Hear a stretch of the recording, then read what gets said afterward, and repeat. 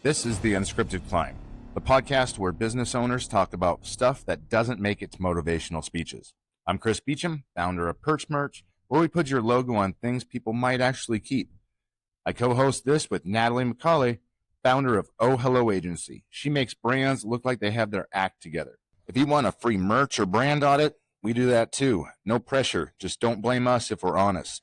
Go to theunscriptedclimb.com. Let's get going. Hey, everybody. Welcome back to the Unscripted Climb. It's Chris and I. We are back for more fun, more stories, more highs and lows of entrepreneurship to discuss, which we love talking about. So we've got Stephen Vitale here with Maid. He is the fiance of Nicole, who we had on with Chesty just the week prior. And the reason we have both of these wonderful entrepreneurs on, you might even be hearing them back to back, depending on how we slice this, Chris, is they are a power couple, high energy, doing lots of cool things. Stephen is not just an entrepreneur of Maid, he's also a DJ, which I want to get into. And the cool thing about this is we can ask them each about each other and vice versa. So we're going to kick it off. Stephen, welcome to the Unscripted Climb. Thanks for being here. Thanks for inviting me on. Thank you. So what is Maid? Why don't we just start there? Yeah, sure. Yeah, that's my most recent business venture, where I grew up in the town of Cape May, New Jersey, and it is a surf boutique, which means we sell clothing and men's and women's fashion, a little bit more male dominated, and the majority of the product in there consist of my own graphics that I then turn into apparel, t-shirts, shirts, and anything else that might accessorize with it, while also selling unique brands and accessories around that. And all of them are inspired by like what I experienced growing up, things that I really enjoy. So you'll see surfing and coffee and music and things like that sort of spread throughout the store. And that is located on one of our busier streets in town called Washington Street. And it's the Washington Street Mall. So it's all like brick and stone. You have 3 sort of blocks of it that consist of around 200 stores, probably less than that. And I'm on the center block. So this has been like having grown up and shopped in that area, it's cool to be back in the forefront in the most busy shopping area within Cape May. And Cape Maid has been there for a year as of this most recent Mother's Day. So we've Congrats. just celebrated 1 year. Okay, I have to say, like most people right now are all about the virtual. I have to have a business where I can work from my laptop, but you're getting into the brick and mortar, and you and Nicole are both adventurous spirits who travel and do all the things. So why do a brick and mortar store? And I'll get into this more. I've had a few businesses, and my longest business is Lifting Culture Apparel. So that's e-commerce space specific. And we just celebrated our 10 years as of February. And that's how Nicole and I met down in, mostly we would see each other in Miami for this event called Wadapalooza. So we crossed paths there. We both had setups, and that's super fun. And we get to set up and do events and see people in person. But like most people, you want to attempt to try something different and maybe a little bit more adventurous. And with that, my family has basically, I usually tell people I was raised in the stockroom because my family have had businesses in Cape May, between here, Stone Harbor, Wildwood, which are towns that are north of us, since I was born, essentially. Was influenced, like sort of externally growing up. And it just sort of came as second nature. And brick and mortar, they're not easy, but they're fun. You get to sort of have this canvas where you can create whatever you want, and you have an opportunity to make it unique. And growing up, I did like hospitality work, so I was always interacting with people, and that transferred over into like what I did with Lifting Culture with pop-up events. So you're meeting people every day, and you're sharing a story, and that's what I do through my product with people. So it's fun. We are seasonal, and I'll get more into that, but that sort of answers the gist of the question. Yeah, legacy and history. So it was an easy flow going to the brick and mortar, unlike somebody who's just starting from scratch. You're already designing the apparel, you're selling it. Do they cross the apparels at 2 completely different kinds of and brands and graphics? Because you're also a graphic designer. You said you design all your own stuff. Yeah. So I think what you're asking is they're all sort of one and the same thing. So Lifting Culture, I'm going to just, again, like just sort of refer back to that because I've had that for so long. I sustained that company as sort of one employee for about 10 years. I had some other people who helped out, which was beneficial with events. But I taught myself how to do everything. So I taught myself graphic design because I went to school for philosophy and religion, political science. I went and got a master's degree in philosophy overseas. And that I use as sort of like what sort of sculpted me as an individual, not so much as a profession. I sort of went and self-taught myself all the business things besides what I learned from my parents. So with lifting culture, I learned how to do graphic design. I learned website design. I learned photography, marketing, email campaigns. So I know how to do everything in it. And so I don't have to hire anybody else to do it. The only people I've ever hired is like video work, which has gotten easier now with how great iPhones are and how you can do these templates for reels. But I was able to do that all sort of just on my own.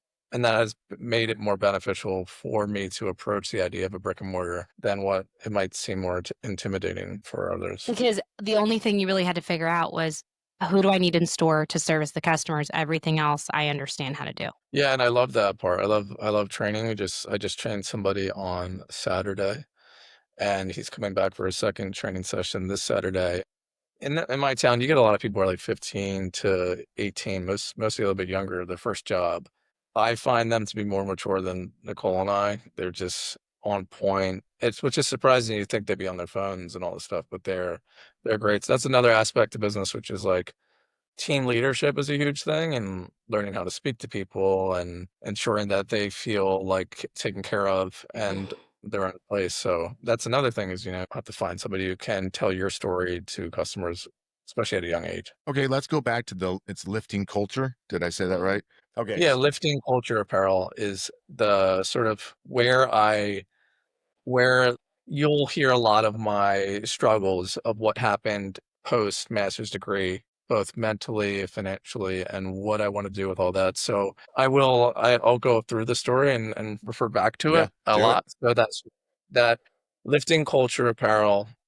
It's a business that I've had for 10 years. And the real simple philosophy behind it is I've always believed that there's a culture behind something and that helps it survive. Fitness is a huge aspect of my life. So I found that like fitness needed such a strong culture for it to continue on. It's a supporting factor both for us individually as we want to go out and train each day. And that has a really great foundation within CrossFit. That's where I started. But I've designed everything to make it you can wear it inside or outside the gym. And like most of my product, they hold a story and they create meaning. We've done tons of donation work. I've donated over $50,000 back to just numerous things, natural disasters, all of these social issues. I've just always wanted to like have a culture-based foundation within lifting culture. I usually use the example of like if you can imagine like a football stadium without its audience, the football game would be still great. But with that audience, you have such a more powerful thing. You have businesses that can be created out of it and things can just grow outside of it and things can have more purpose. So that's what I wanted to do with the company. And I started making t-shirts and creating designs around that. And it built from there, which taught me a lot of what I'm able to do today, which is then transformed into something like Maid. I want to say, I love that you said for 10 years, I did this company as a one solopreneur, because I think a lot of people think to build a successful company, you got to build it with 25 employees, 50 employees. And I think the world is changing. It's like you can have a successful company with 3 people and you can do $5 million a year. You do not need a bunch of extra people, things, software. So maybe for anyone who's listening who's wondering, how do I scale and build a business as the solopreneur and have it be successful? What advice would you give them? I usually like to start at the business part because I want to know like what they want to do with the business. Like what is it genuinely their passion? And if it's their passion, all of that, everything else can come second nature and it'll just be more exciting for them to continue to work on it. And then I ask, is this something that like we need? Is this something that like is actually going to be move the needle forward or am I just adding to the pot of other things and I'm just gonna get lost within it? So those are sort of the two primary things that I ask people about when they're like, like, why are you doing this? What do you want out of this? What do you want other people to gain out of it? And then of course, if it's something that the world would benefit from. And then nowadays, I mean, it's what we have at our fingertips to help as resources to understand what to do next is incredible. I think if you're not using ChatGPT right now to help with anything, even from a therapy level, you need to use it. It's a free asset that can save you countless hours of mistakes, and you can learn quite literally anything. And so those are like some really good foundations. I think even listening to podcasts like this on your drives can help you, inspire you to when you get home to do something different. I remember with lifting culture, I used to drive like 3 hours to a fitness event. And so at the time for me, that was when Gary Vee was like going up and up, and I was listening to everything Gary Vee, and he really wasn't even saying anything that like mattered, but he would just like inspire you to like try harder.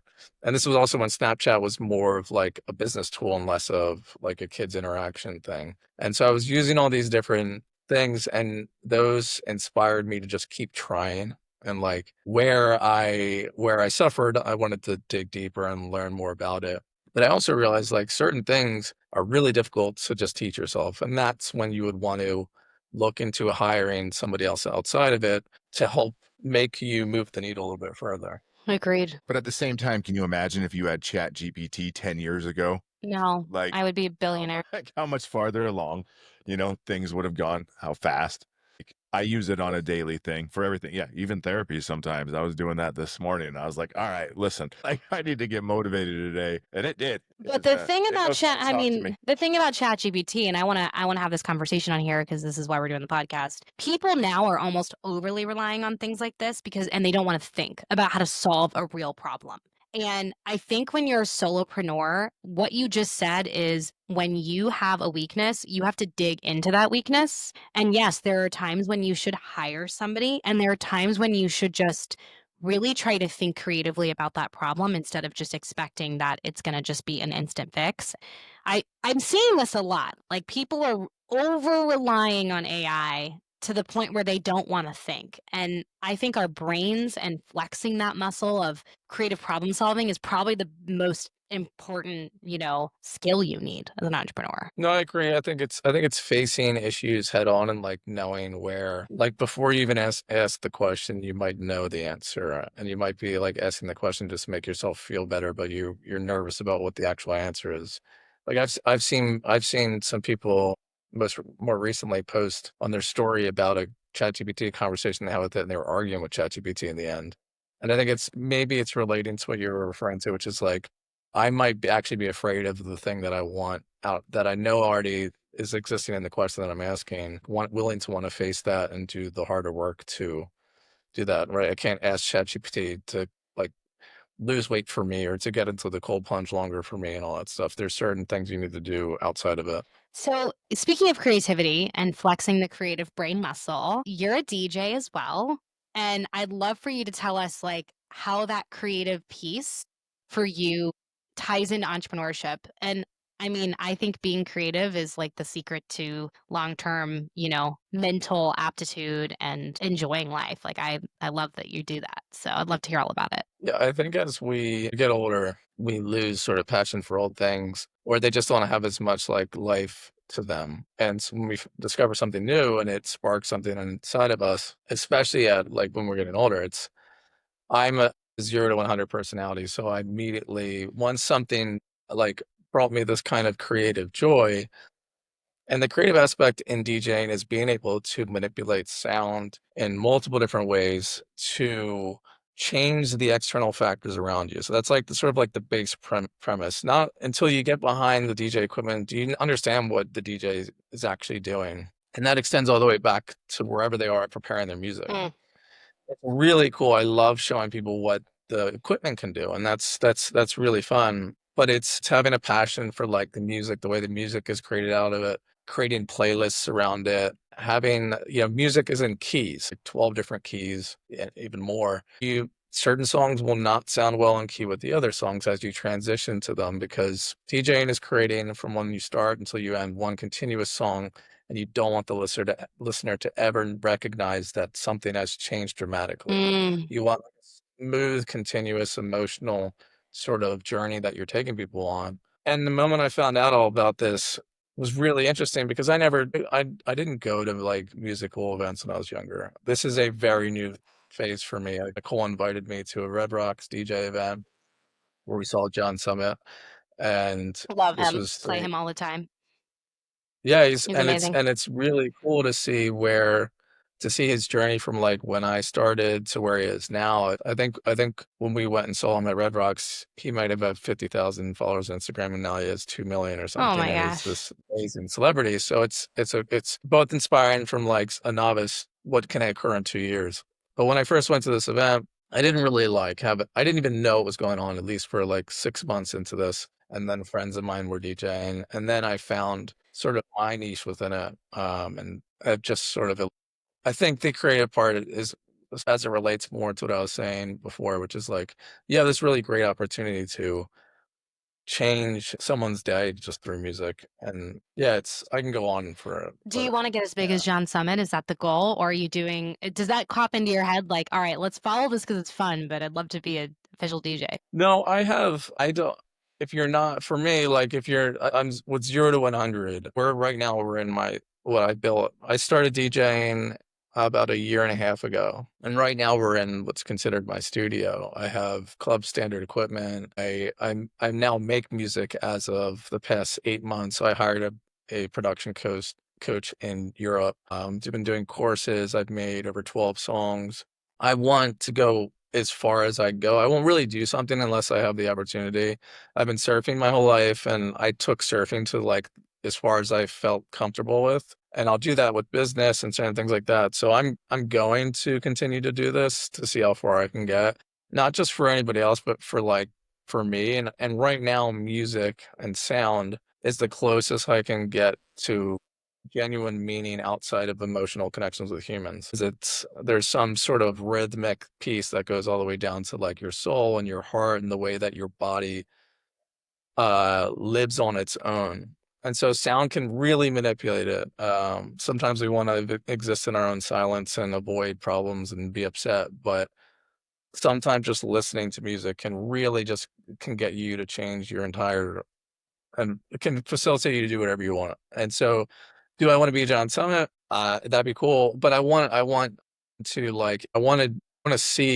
create, and I want to see what it takes me and what it does for other people. Whether that is, doing what he's doing, or it can be, as sometimes music producers end up creating sound scores for giant films. It can go wherever, because you eventually learn sound design and programming to where like you can make really anything out of sound through these really unique programs that we're currently working I on. love that. I like how you're changing your passions into opportunities. That's kind of the overall thing with you, the theme, which is, and obviously you were just talking about like you try to learn where you feel like there's a weakness. Like what about the other businesses? Where were a point like that where you're like, okay, I need to dive in and learn, the back end of all this other stuff? So it's when I first started lifting culture with those like super long drives that I was doing to these events. It's interacting with people and trying to believe in what you're doing is going to be something unique Mm. eventually, right? So it's all those early days of the drives that you take, or the time you spend in front of people trying to make them believe that your product is valuable. And all of that conversations you have with yourself in between as you compare yourself to other things and other businesses and people who are successful. And so when I had first started lifting culture, those drives between those events where I might have only sold 3 t-shirts are the hard conversations that you have with yourself, where those battles are really with yourself and ensuring that you stick to it in the early days, and you get through like those really difficult times and for me, like I try not to, but it's with social media, it's hard not to compare yourself to other people and see how successful they are, especially when that's mainly the only thing you see is the success on social Even though media. they started off just like you did at one point. We forget that. Yeah, and that's what I need to remember with anything. It's like whether it's fitness or it's just anything. I mean, you can think about it like as it relates to growing up and you go to school and you learn how to write and draw. Like you didn't know what you were doing then at all. It took like constant repetition for you to be able to write your name or pronounce things or learn another language. So it's the same thing as we get older. Hey, listeners, quick break. Listen, we started this podcast because we actually like talking to other business owners. Whether you're crushing it or just Googled how to fire someone without crying, we've probably been there. If you ever want to connect for merch, branding help, or just swap war stories, check out perch-merch.com or ohhelloagency.com. No pressure. We'll even do a free brand or merch audit if that's your thing. All right, back to the episode. I would love to know from your perspective as you look at how to grow Cape Maid and you think about the starting point, which you're only a year in, so smaller business than perhaps your lifting business. Like, as you compare the two, what have you learned specifically in the online business that you think you can use to 5x Cape Maid? Because I think a lot of people, I have conversations every day with founders who say, I want to start a t-shirt business. I want to start, and it's a very, very crowded space. I've been fortunate enough to understand the website design and streamlining your product both from in-store to online. So right now, everything that's in Cape Maid is also on my website with photography, pictures, and descriptions. So we're selling stuff online as we're in store, and that's super beneficial. And that just took sort of years of making the mistakes of like choosing the wrong platform. I can say like Shopify right now is just incredible for a bunch of reasons. So like if you do want to start a business and you want like really proper apps and all these things to help expedite that, you definitely want to use Shopify. But I think what I noticed is I can always be doing better. There's always something that can 10x what you're currently doing. And that just takes sort of like, do you actually really want that? Like where do you want to like put your time into that? Because I can do everything that I want to make, because this is one of my t-shirts that I'm wearing right now. I can do anything that I want to make to sell as many t-shirts as this, and I could do that. But then you have to think, all right, I need to have the right amount of money to have the right amount of inventory for those customers. And then I need to follow up with all that, right? There needs to be the customer service of, now that you sold 1,000 orders today, you now have a 10% error rate that might occur to where now you have 100 conversations that you need to deal with from an email level or from an in-person level for returns. So you just sort of like, you need to be prepared for every single aspect of what you actually want to do. So for Cape Maid, this is 1 year in. I'm really excited to see what we can do. And I think I would like to really have the majority of the product in there really cut and sew and done specifically by us with factories. Oh, wow. Right now we do most of the stuff is stateside. We have a few products that are overseas that are limited in the United States, but that would be really cool.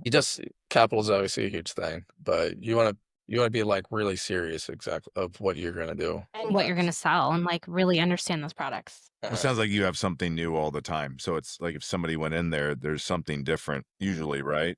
Yeah, we have staple classic pieces designs that I put on product, but I might add a new SKU of adding a new colorway. But I am designing new things. I have 3 new designs that are going to be put out on like a full apparel range as of the next week. And that I'm really excited about it. But what's interesting is I have to blend both what I like with what people are going to like, and then having it being different at the same time. So you need to sort of please all these different customer bases. One of the hoodies I'm doing is like a neon safety orange or safety yellow. So it's what you would see like, on the side of the road of somebody working. But I also did like a chocolate brown colorway that's more wearable. So there's all these, I'm just trying to do different things, and it's trusting that you're creating something unique. So with the brick and mortar, you said it's seasonal. Is it like would you say it's like a tourist destination then? Because it sounds like the location is perfect, right, for what it is. We're really fortunate, and this is also something that a business owner could do. And what I did before I started lifting culture, I wanted to open up a CrossFit gym, and so I worked with a broker, and I would look at the area. And I did all this sort of research around like what Starbucks does when they pick a location, So like if you're not at your own home, you need to research everything about the area where you want to open up business. Cape May is unique because it's like a peninsula. So it comes down, we're the last town, and then we're the last town in New Jersey, but it's also gorgeous and it has this really great historical stuff. But if it wasn't a peninsula, and if we were just like a town along the shore of Jersey Shore, it wouldn't be as successful as it is.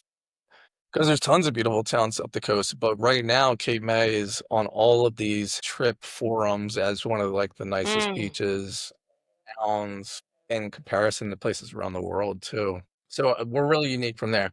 But seasonally, because we're in New Jersey in the Northeast, summer is about 3 months for us, especially, when the kids get out of school and they vacation until they go back to school. So within that time frame, you our rent goes from here to this and then back down. It's a bell curve, and that's the same with your sales. So yeah, I mean, canvassing is important. You got to know your geography, not just your geography, you got to know your stats. I do hear a lot of times from people that open brick and mortars, they look at what the bigger companies like Starbucks or Orange Theory are doing and kind of try to make moves off of that. So I'm curious, as you start to really get into managing more than one business now, it sounds like you've got two. Is there a third or? So because I can do all of the stuff for the business, stuff being design work and apparel collections, color choices, anything around that, I also will do as a separate entity where I'll be a private contractor for design work and apparel for local businesses around the world. So I can do a design for company X, and then if they want apparel, embroidery, anything done with that, I can also do that. So I'm doing that all the time. And what having Cape Made and having the opportunity to interact with people, I'm constantly talking to people, and I get tons of connections just through So that. how do you manage your time? I mean, as a multi-entrepreneur, that's kind of where I was going with that. Yeah, that's the hard part, and that's going to be the constant struggle. 'Cause I'm still trying to work on that, and I want to set timers so that I can just do one project for a while Mm. because my mind's moving so much, and I'm thinking, while I'm doing this, I really wish I had the time to work on learning the application for whatever, for DJing and music production. You gotta you have to really make appropriate choices.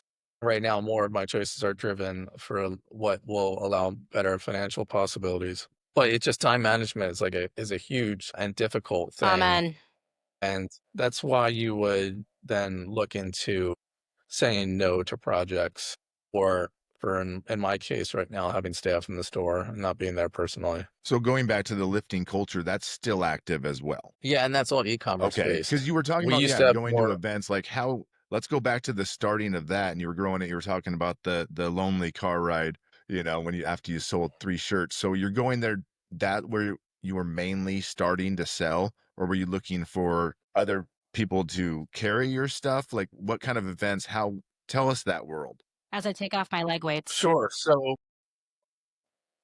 the CrossFit industry isn't what it used to be 5 years ago. And Nicole will say the same thing. That's how, Chesty was founded within that industry. They hold competitions all the time, and it's CrossFit is fast, intense workouts with heavy weights in a certain period of time.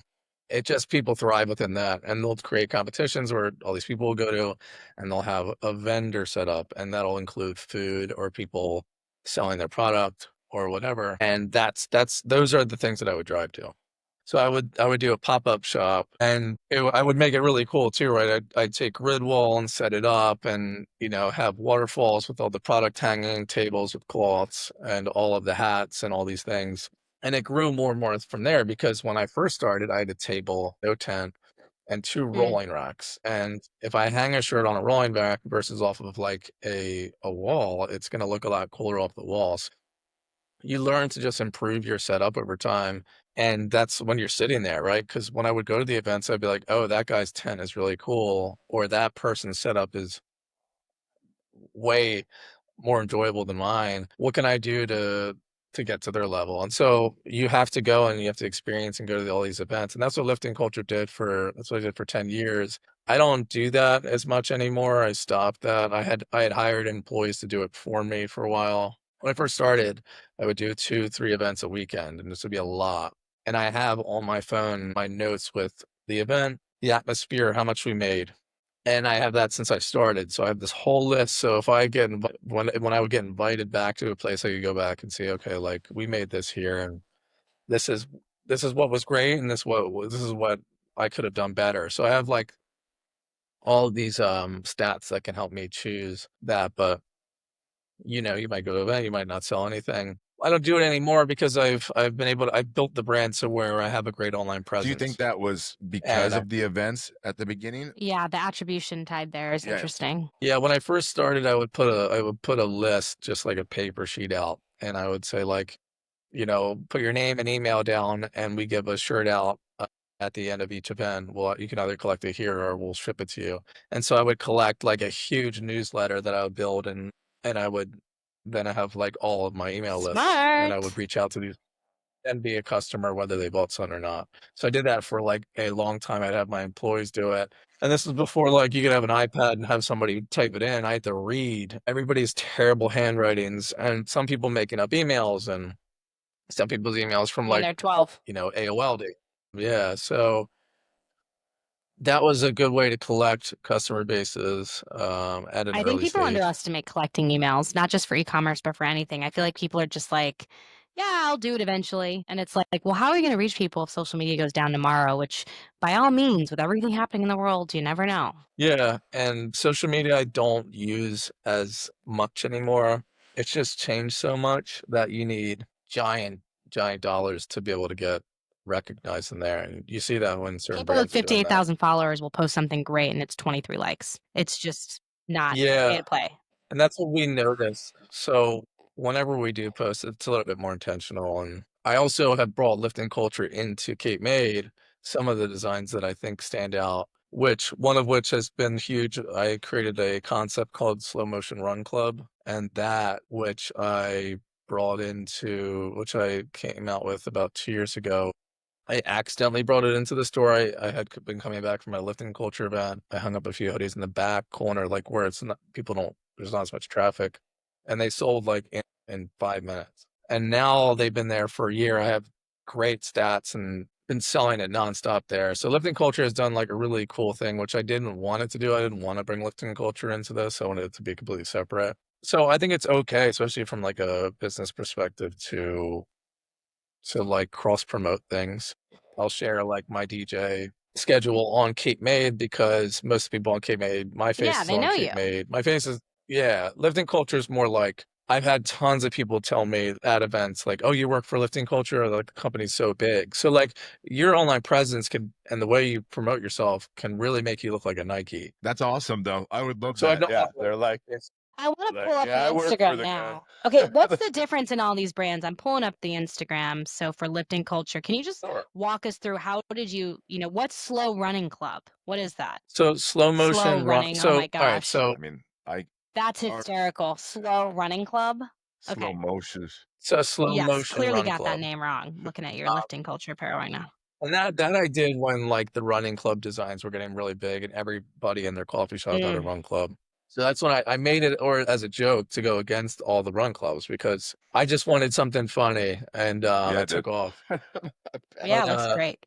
that's great. Lifting culture, it is a company that has unique designs that you can wear in and out of the gym, and the majority of them have a unique story to tell with them. And Cape Maid is similar in its own right, but has its own inspirations around surfing and things that I liked that as it relates to Cape May. And then I have my design work Looks around it. So cool. that's like the really short story. They can cross promote each other. And then obviously the DJing thing, my alias is Sawyer Heights. So some people have DJ, whatever. I'm just one name. And that came to me at a coffee shop in Utah when I was on a DJ snowboard Sawyer trip. Heights. I love it. Yeah. So somebody's name was Sawyer. It was called at a coffee shop. This is around the time that I was trying to figure out what I wanted to call myself. I was like, that's great. And then we drove from Utah to Colorado, and there's this like one road that's super windy. Trucks get caught on it all the time. They have like these big wind barriers that block all these snow drifts from happening. And it was like 5 hours of driving and nothing. And then the name Heights just came to me, and I thought music taken to new heights. Sawyer Heights. And that's sort of like the short part. But the point of this is like you can cross promote yourself wherever. Keep like and don't be afraid to like show who you are Have to fun. people. Show some personality. And it's interesting for me. I've had to learn to do it, but I just like I'm very stone face. People think I have an RBF and I Chris don't gets like that too. I don't I'm genuinely interested and happy at what people are talking about, but they might think I'm mad or like so you have to learn to like build an appearance that's welcoming to people too. There's just so much that goes into it. Express yourself. Express yourself. So, is there a time I've had 3 coffees today. Is there a time that you have like almost given up on any of these? They can't have all just gone smoothly, for the most part.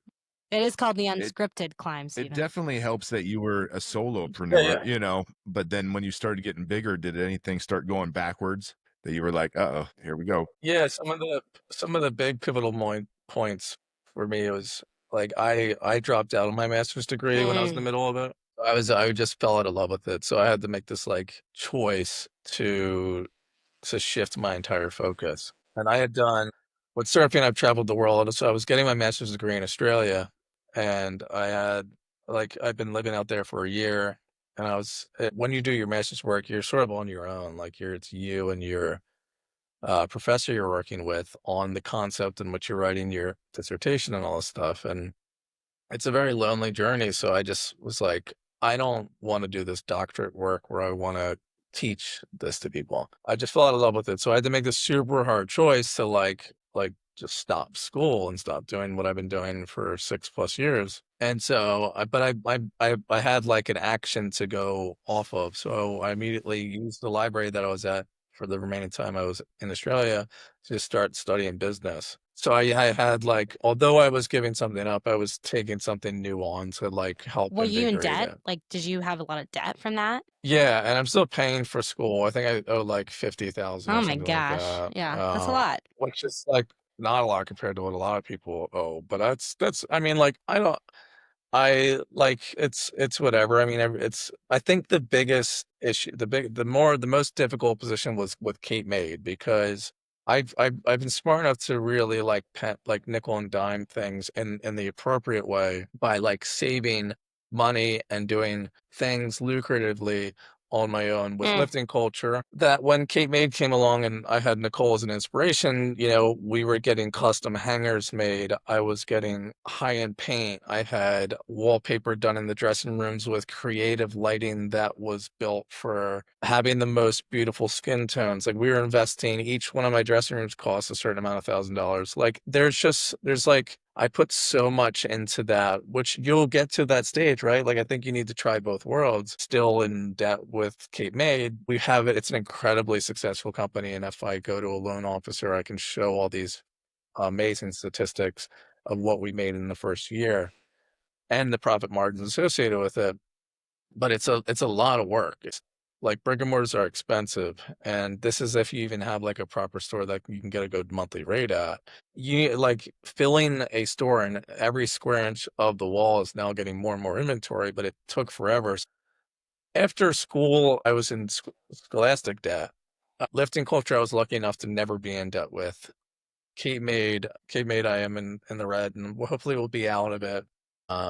In the next 60 days would be really nice. But I mean, I lived my whole winter with credit card debt and or like certain loan debt, and you have to learn to not let it get to you. And I learned this through Nicole. It's like debt is a good thing, and it's good. It's okay to take on investment dollars. She did the same thing. It allows you the opportunity to do the things that are going to be done to the full extent that they can. You don't want to like do something that is not as good as you want to do it because you don't think you can afford that specific thing. You might have to change a little bit of it. But so that's definitely a huge struggle. I think there's something that Yeah. everybody deals with is much, and unfortunately that's just part of it all. But yeah, that's a struggle that you can't Finding avoid. how do you find the balance between not over leveraging and being comfortable with the idea that you have debt? I mean, that is part of entrepreneurship, as Chris and I both know, and how to leverage that and also not over leveraging. Like it's a balance, right? So how do you find that balance? I think it's not avoiding the comparison thing, which is hard to do and see, and especially on like socials. But for me, it's thinking like, why am I going to let this affect my entire day and everything that I Mm. do outside of this? So even during the winter, I took Nicole to Portugal Oh, where that's I proposed to romantic. her. I wanted to propose for a long time, but I needed to like withhold myself from getting the ring made that I wanted to get made.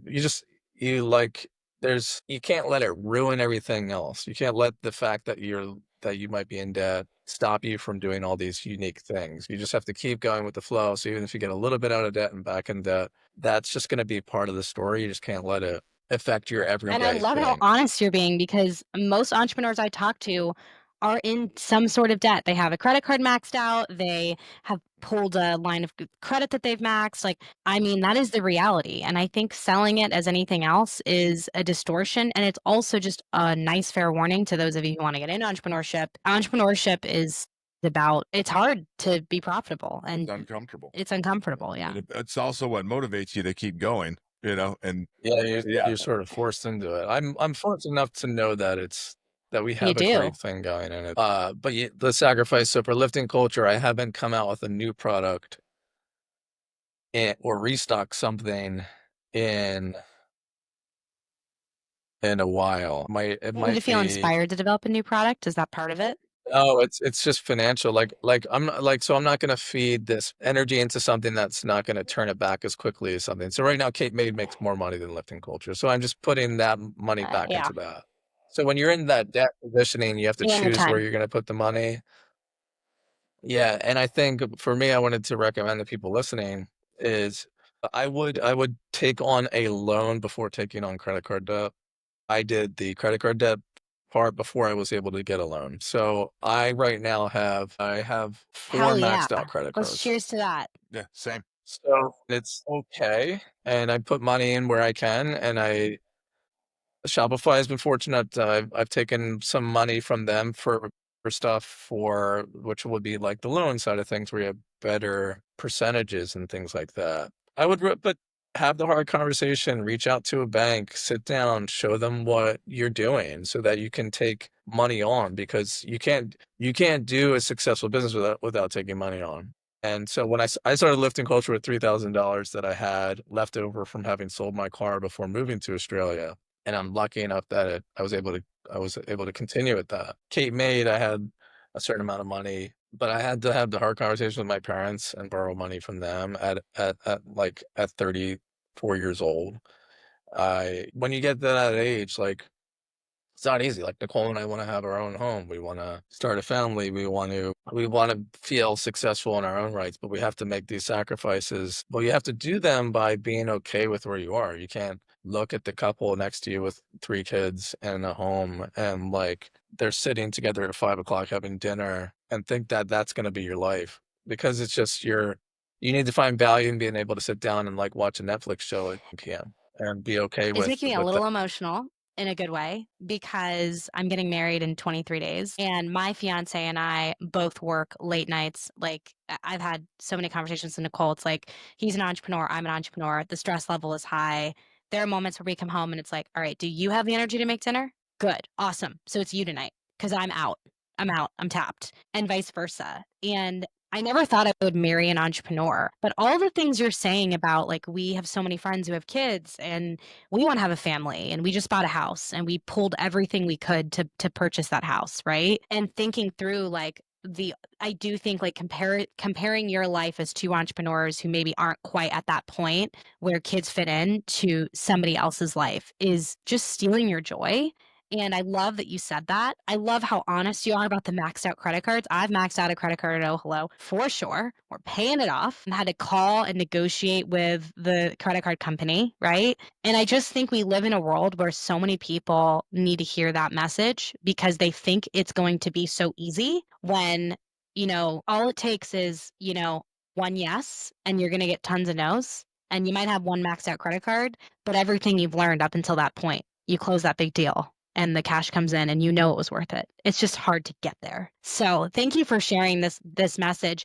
Is there anything else as we kind of wrap up and, think about the people listening to this and what would keep them going on the unscripted, climb of their own? Anything else you would want to leave them with? Yeah, I think that if you don't think that whatever you just started has to be the thing that you're gonna do. So there's a million things in the world that you can do. You never have to, rely on that one thing, or just because that thing didn't succeed doesn't mean you don't have an opportunity to do something else. So I would look at your passions, I would try new things, I would meet new people. I would give it your all, but like be honest with yourself and be like, maybe I want to try this thing. So I would just say basically that I would work hard, I would try it, but don't feel like you're a failure if it doesn't work out, because I've had 1,000 different things that I've tried. And when you find that thing that like really sparks the passion inside of you, don't let anybody else tell you what to do. Just do it Amazing for yourself. conversation. Where can we find you? Where can our audience find you?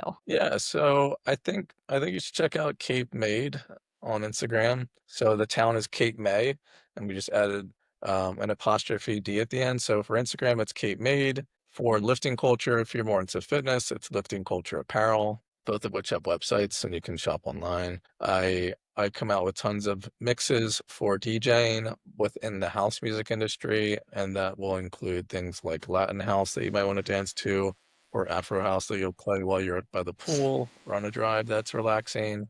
And that's for Sawyer Heights Music. Is that a separate Instagram account? And yeah, Sawyer Heights Music. We got got to to get you and Nicole out to Nebraska so I can And teach a spin class on the bike and you can DJ. I'm just saying. Yeah. It's in our next 5-year plan. I DJ like that. Yes, I'm telling you, you and Nicole, you come stay with me and my fiance at our house in Omaha. We can do a pop-up shop with the clothes. You live DJ my spin class in downtown Omaha. I think we have to make it happen someday. Just putting it out there into the universe, okay? Cool. Thank you so much for coming on. Yeah. On my way. Yeah, he's like, sure, driving there right now. Okay, guys, go give Steven a follow Cape Maid, follow all of the magical, majestic things he's doing. And if you also want to reach out to you directly, Steven, if somebody wants to reach out to you directly, can they just send you an email, Instagram you? How do you want to take that? Yeah, so because I do everything on my own, I run all of the Instagram accounts, so you can message any of them and talk to me about anything. And so, yeah, or just send an email to any of those accounts because they'll Heck receive yeah. the email. Thanks so much for coming on. Yep. That was great. Sure. Thank you guys. Thanks, everybody. Bye.